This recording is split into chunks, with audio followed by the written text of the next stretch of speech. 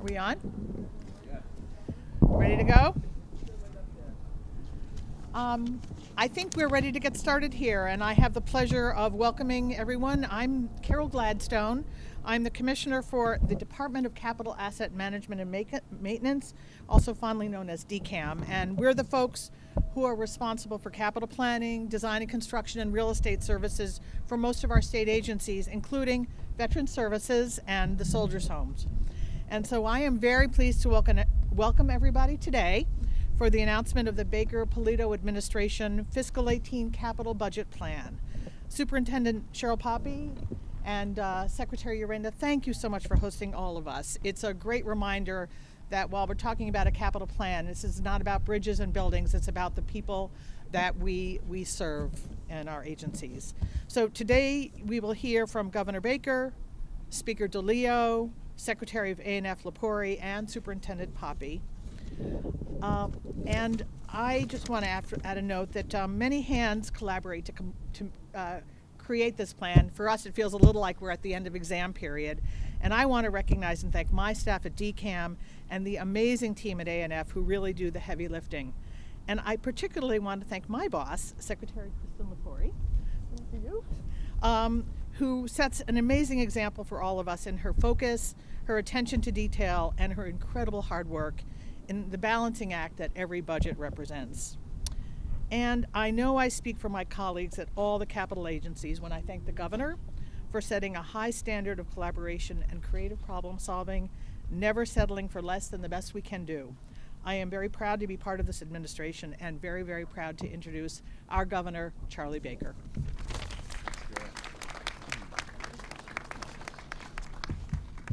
Thank you very much, Carol, and thank you all for being here today. As a former Secretary of Health and Human Services back in the 90s, this is a campus with which I am quite familiar. And for those of you with really long memories, this facility opened up in 1882, which was 135 years ago.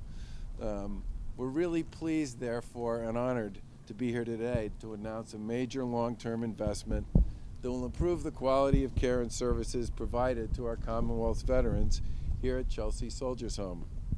The Soldiers' Home in Chelsea has always been committed to providing comprehensive, quality health care and residential services with honor, dignity, and respect to the Commonwealth's veterans. And having been here several times over the course of almost 2 decades now, which means I was here long before Secretary Urena was even a U.S. Marine, kind of kills me to think about that, to tell you the truth, Mr. Secretary. I can speak based on my own personal views here that people here really do deliver on that notion of honor and respect and dignity to the people they serve every day. And at this particular facility, which was opened in 1949, those veterans have access to long-term skilled nursing and Alzheimer's care to address their needs. Veterans ranging from 60 to 95 years and up, serving World War II through the Vietnam era, strong community employer health care and educational partnerships to help veterans transition back to their community. 26 did so last year, and we've always felt that our veterans deserve no less for the sacrifices they've made to preserve our freedom and serve our nation. And to support that mission and these critical supports for our veterans, the capital plan we're releasing today includes an $8 million down payment in fiscal 18 on an estimated $199 million. I always get a kick out of that, $199 million. We're absolutely sure it's not going to be 200? Like maybe $200 million, okay, for a new long-term care facility.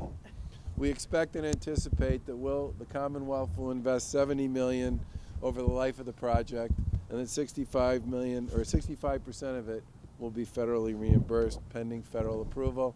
There's been a lot of back and forth with the feds on this issue. They're very enthusiastic about this project. We believe it will be ultimately supported by them, but one way or another, this project's going to get done. The upgrades we're talking about will allow the skilled and caring team here at the Chelsea Soldiers' Home to continue to provide that honor, respect, and care that our veterans deserve. And we're obviously excited to be here to make this announcement and look forward to its future as it advances. As Commissioner Gladstone mentioned, we're also announcing our capital plan for fiscal 2018, which is a $2.26 billion capital budget that will make strategic investments in safer and stronger communities, more and better jobs, and better schools and educational opportunities for people here in Massachusetts. If you pair this capital plan with federal, local, private, and other funding sources, it's over $4 billion that over the next year will be invested as a result, much like the project we're here today to celebrate. From affordable and workforce housing to higher education, skills training, transportation, and economic development, this capital plan invests in maintaining, modernizing, and growing our shared priorities as a Commonwealth. And it does so in a responsible and strategic way. Secretary of A&F, Krista Mpori, will have more to say about that in a minute, but I'm very pleased to announce that the Speaker of the House, Bob DeLeo, who has talked to me on several occasions about the Soldiers' Home and about this project and about all the people that he's had a chance to get to know who've worked here and been served here over the course of his career in public service, expressed a particular interest in having a chance to come say a few words here today, and it's my pleasure to introduce the Speaker of the House, Winthrop's own Bob DeLeo.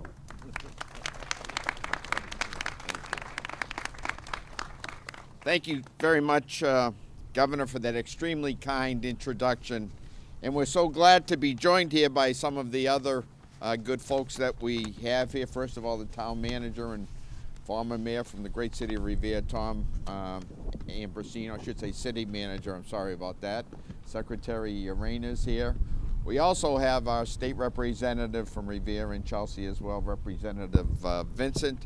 I see councilors Robinsons and Tejada, who are both here as well, and welcome, obviously, to all of you.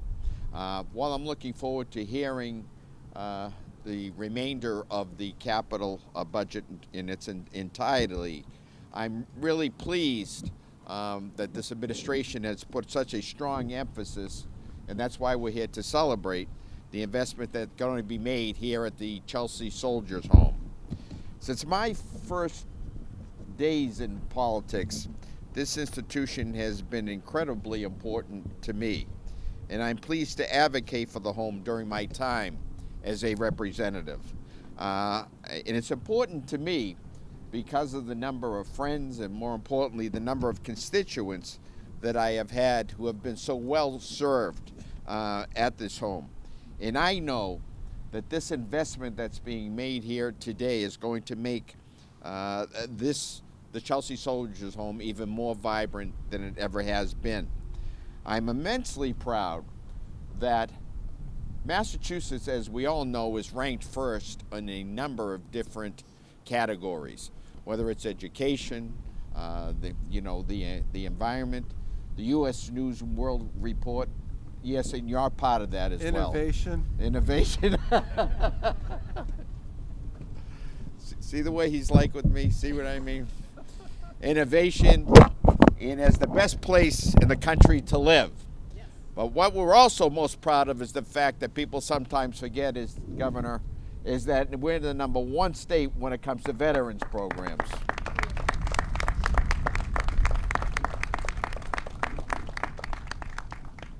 And it's so important that we provide comprehensive services for military personnel, both while on active duty and when they return home. We recognize the unique contributions that veterans can make to the fabric of our society, and we want to support that in every way possible. This investment gets to that basic principle. The renovations at Quigley Hospital will make it more comfortable for patients and allow staff to provide better care. With that in mind, I want to thank all of the wonderful committed folks who work at the Quigley and also all those who work at the Soldiers' Home as well. Thank you for making this such a great institution. In closing, I want to sincerely thank you for having me here today. As I mentioned earlier, I think that one of the major reasons why Massachusetts is considered the #1 state in the country by U.S. News and World Report, I think is a testament in terms of the relationship and the bipartisanship that we work with in the House and the Senate and with the administration, Governor Baker. I think that has served the Commonwealth extremely well. It's been a pleasure for me to work with this administration, and I can tell you a major part of that administration, the lady who gets things done, quite frankly because she controls the money, is the lady that I have the great opportunity now to introduce. Please give a warm welcome to the Secretary of Administration and Finance, Secretary Lepore.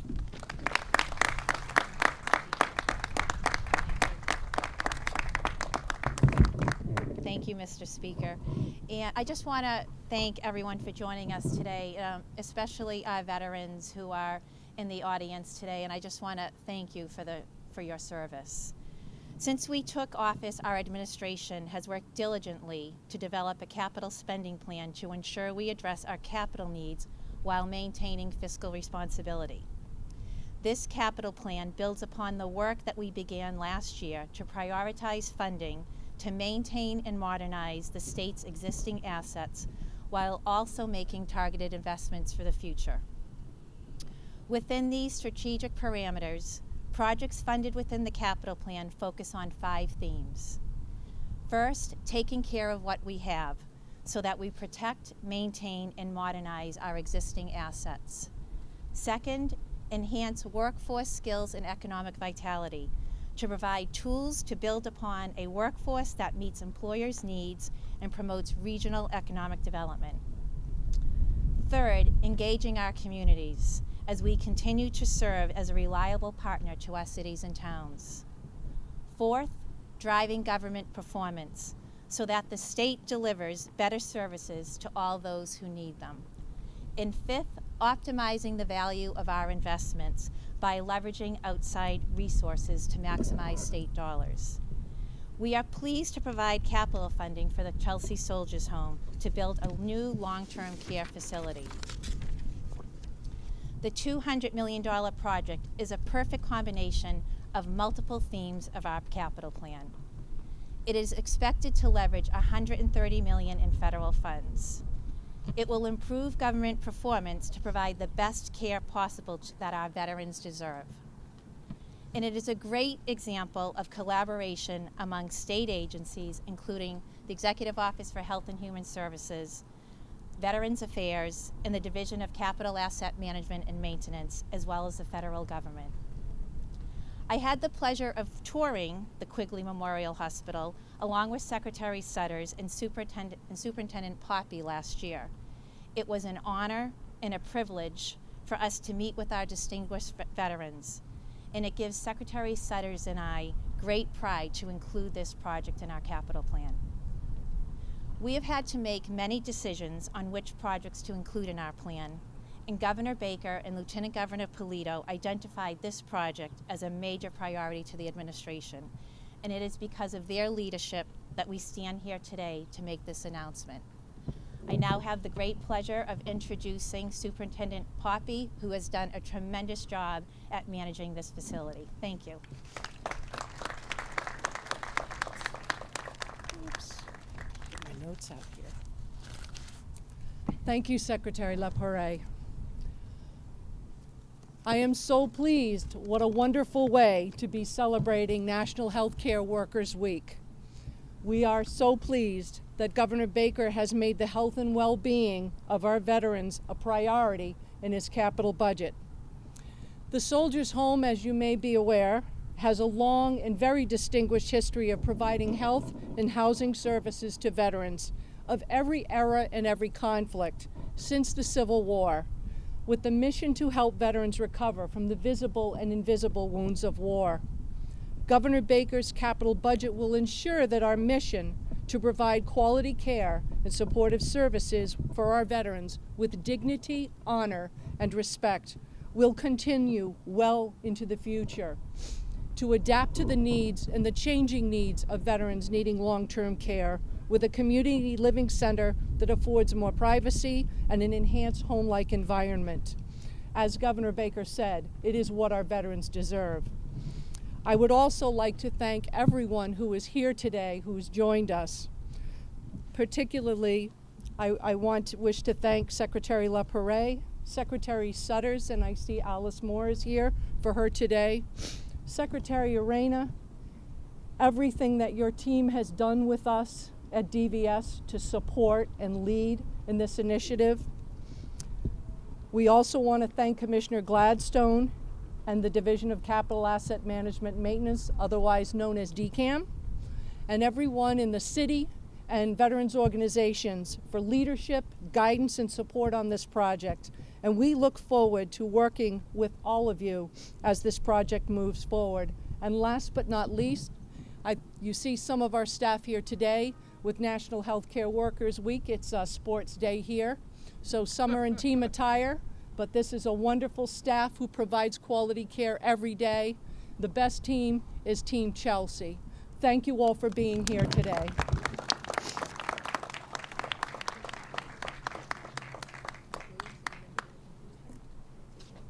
You guys have questions? Yeah, Governor, how does this compare to your capital plan of last year or FY17? Yeah. This is a $70 million increase, which is consistent with the recommendations that were made by the, I can't remember the acronym, Debt Affordability Committee. Yeah. Take into consideration that all the states' budget problems when deciding on how big this capital plan is? No, I mean, in the grand scheme of things, you're talking about 20 and 30-year timeframes associated with debt service and repayment, and the interest rate environment hasn't changed very much. Governor, this area in the Boston area is so much new construction. We're in an old area, and I just wonder, in terms of capital budget priorities, talk to the general sense about prioritizing renovations, trying to polish up what we always have. Yeah, I mean, there's always a tendency to focus on the new opportunities, but those usually, in many cases, come at the expense of sort of the existing footprint. And whether you're talking about some of the investments we're going to be making in higher education or some of the investments we're making in transportation, the T is as good an example as any you're going to find, where everything's sort of 40, 50, 60 years old. One of our major objectives here is to make sure we really do focus on maintaining and modernizing our existing infrastructure, and then chasing opportunities to do new projects when they make sense. And this is a good example of a new project. This thing's going to get built over here. The way to think about this is the way they did Gillette Stadium. We're going to build the new facility on the parking lot, take the old facility down, and put the parking lot where the parking lot used to be over there. It's like a switch. Yeah. And you're giving $7 million. So this is 8 to start. It's obviously going to take place over the course of several years. Right. But is this the first projection, forget my acres, first projection to take money into this?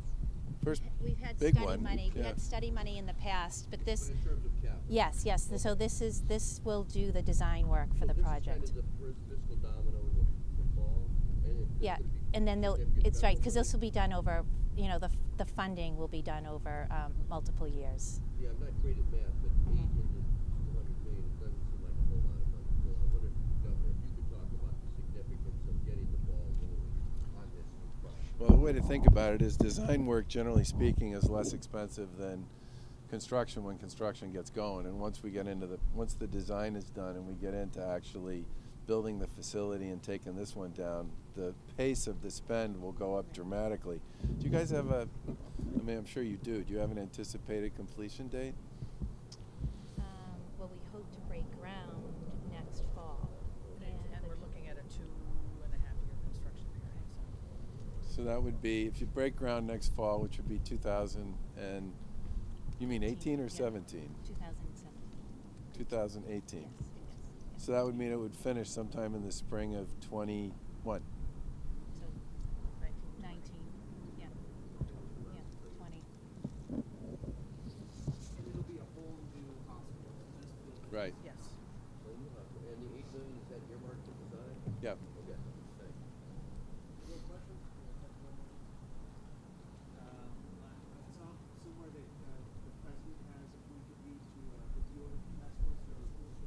That's the opioid task force is the one we talked about before, and the formal process, I guess, will take place later this month. But we've already had Governor Christie, myself, Governor Cooper from North Carolina, and several others have already had conference calls with probably 30 or 40 governors and their offices to talk about best practices that have been pursued across the country. And the goal here, one of them anyway, is to try to take many of the initiatives that have been pursued here and other places that appear to be working and see if we can't bake them into a national platform.